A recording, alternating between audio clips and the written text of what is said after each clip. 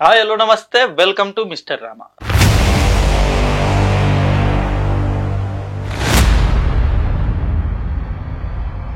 So మొత్తానికి చేతులు కాలాక ఆకులు పట్టుకుంటే ఏం లాభం?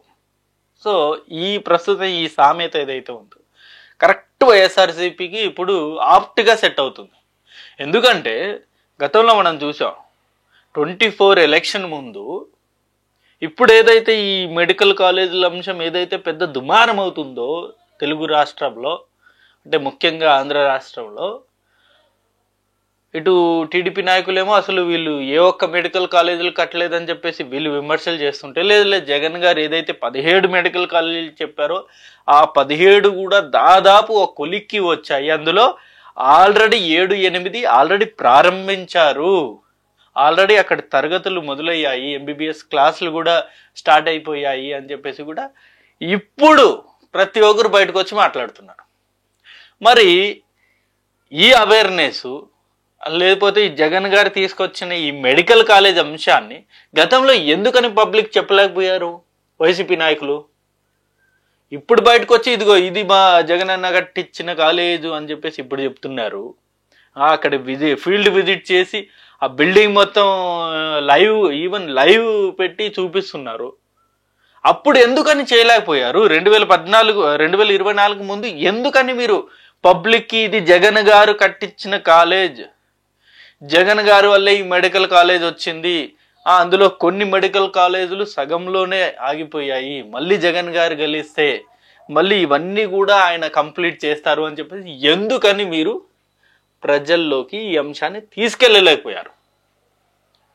ఇదే కదా ప్రతి ఒక్కరు వైసీపీ కార్యకర్త కూడా కోప్పడేది ఇందుకే. మొన్న జగన్ గారు కూడా చెప్పారు, మేము చాలా పనులు చేసాం కానీ అది మేము చెప్పలేకపోయాము, అదే మా బిగ్గెస్ట్ ఫెయిల్యూర్ అన్నారు. అందులో ఇదొకటి. ఇప్పుడు 17 మెడికల్ కాలేజీలు మేము తెప్పించేసామని చెప్పేసి ఒక మాట గతంలో 2024 ఎన్నికల ముందు జస్ట్ ఒక మాట ఇచ్చి వదిలేశారు తప్ప ఏ మెడికల్ కాలేజీలు ఏ ఊర్లో పెట్టారు, దాని ప్రోగ్రెస్ ఏంది, ఓపెన్ అయినవన్నీ, అసలు క్లాసెస్ జరుగుతున్నవన్నీ, కన్స్ట్రక్షన్ అవుతున్నవన్నీ, ఇలాంటి ఒక క్లారిఫికేషన్తో ఏ ఒక్క రోజు కూడా ఏ ఒక్క వైసీపీ నాయకుడు కూడా మాట్లాడలేదు. ఈవెన్ ఆరోగ్య శాఖ మంత్రి కూడా దీని గురించి ఏ ఒక్క రోజు కూడా ప్రెస్ మీట్ పెట్టలే. ఇప్పుడు మాత్రం పొలోమని ప్రతి ఒక్క మాజీ మంత్రులు అంబటి రాంబాబు గారు కావచ్చు, లేకపోతే రోజా గారు కావచ్చు, ఉషాశ్రీ గారు కావచ్చు, ఇంకా చాలా మంది ప్రతి ఒక్కరు ఇప్పుడు బయటకు వచ్చి ఆ ఫీల్డ్ విజిట్ చేసి అక్కడ మెడికల్ కాలేజీలు చూపెడుతున్నారు. ఇప్పుడు చూపెడితే ఏం లాభం? ఇప్పుడు కాదు కదా జనాల్లో అవేర్నెస్ రావాల్సింది. ఇప్పుడు ఒకవేళ వచ్చినా సరే 2029 ఎన్నికలకి చాలా దూరం ఉంది. అప్పట్లో జనాలు ఈ అంశాన్ని మర్చిపోతారు, కూడా కన్సిడర్ చేయరు. ఇప్పుడు మీరు గతంలో 2024 ఎన్నికల ముందు ఈ అంశాన్ని ఎందుకని మీరు ముందుకు తీసుకురాలేకపోయారు అన్నది ఇక్కడ క్వశ్చన్. సో మాటకు వస్తే ప్రతి ఒక్క మాజీ మంత్రులు అందరూ కూడా మైక్ పట్టుకుంటే చాలు బూతులే. ఐదర్ లోకేష్ గారి మీద బూతులు తిడతారు, పవన్ కళ్యాణ్ గారి మీద బూతులు తిడతారు, అలాగే చంద్రబాబు నాయుడు గారి మీద బూతులు తిడతారు.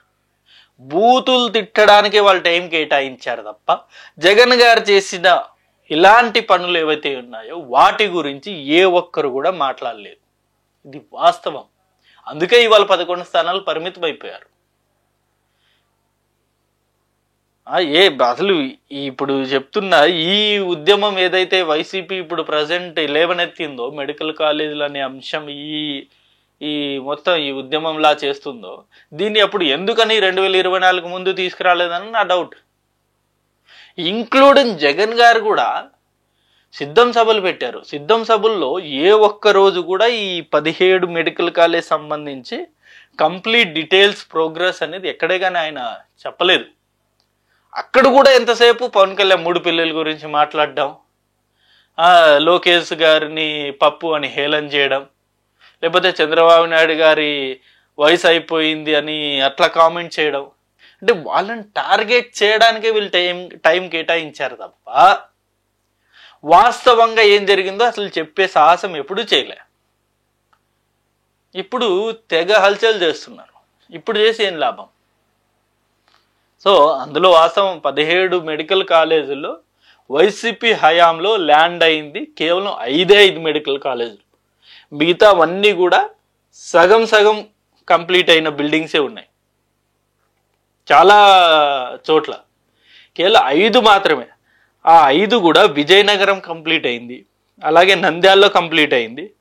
నంద్యాలలో కూడా ఆల్మోస్ట్ అది 80% కన్స్ట్రక్షన్ అయింది, ఇంకా 20% బ్యాలెన్స్ ఉంది.